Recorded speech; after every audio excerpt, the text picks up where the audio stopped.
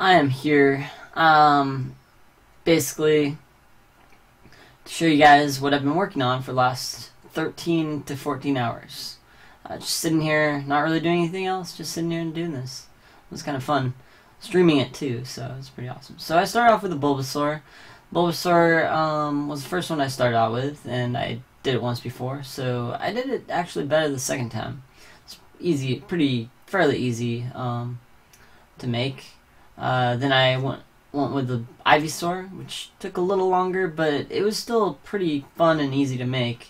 Still the same color scheme, so I didn't really have to change anything up. But then I got into the Venusaur, which was pretty much really difficult, only because of the leaves and just certain things didn't fit properly. There were a couple mistakes, but I mean, the only way you could tell is if you tried to look directly at this or the Venusaur and an actual copy of what it should look like, and look at each pixel. That's the only way you could tell the differences. Well, we screwed in. We'll start, now that you see the Venusaur up close, we're gonna move on to the Charmander. We're gonna look at the Charmander. We did this, I did this as well. It was pretty simple. It went by pretty quickly. I didn't really need a lot of work on it. But yeah, it didn't take me very long. I like the fire and everything that I set up on it.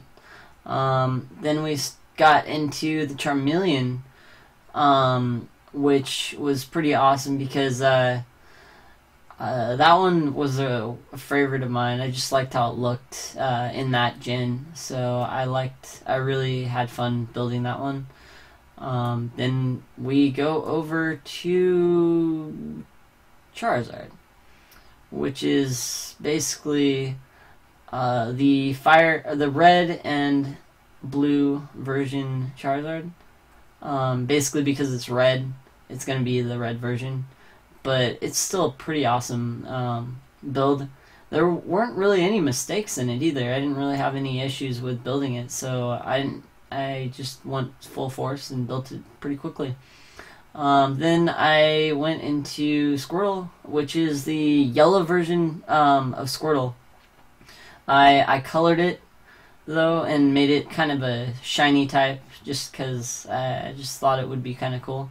Then we switch over to show his evolution, the Wartortle, and that was a pretty fun one to build. It didn't go too slow or anything. I got it done pretty quickly.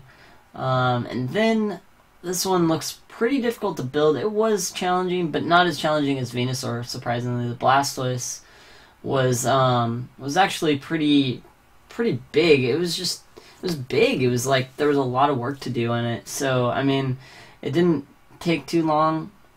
It took a little bit less time than Venusaur, but they were still on the same length. Moving on to Caterpie, which took me 20 minutes to do. Really easy. I kind of added the red to it to give it its real look. And then I went on to Metapod, built that. The next one is the hardest one I've had to deal with. Well, actually, no. Yeah, it was the hardest one to deal with. Basically, Butterfree was really tough because of all the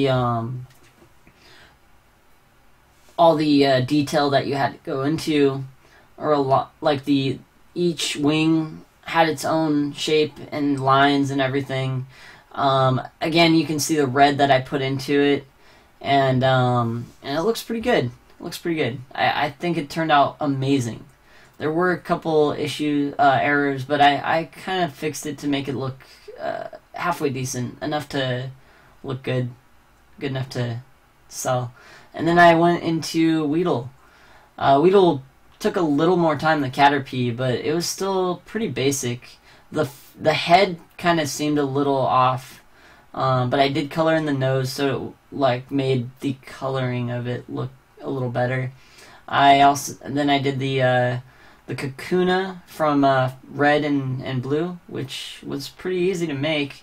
The tile set was a little different on both Weedle and Kakuna because of the lack of yellow items. I had to use gold blocks. Same with Beedrill, which I just finished. This is the last one I finished.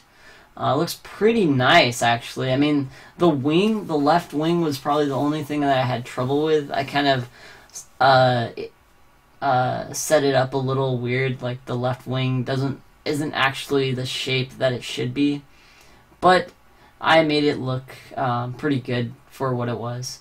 But that's gonna be it. That's wrapping it up. Thank you for watching.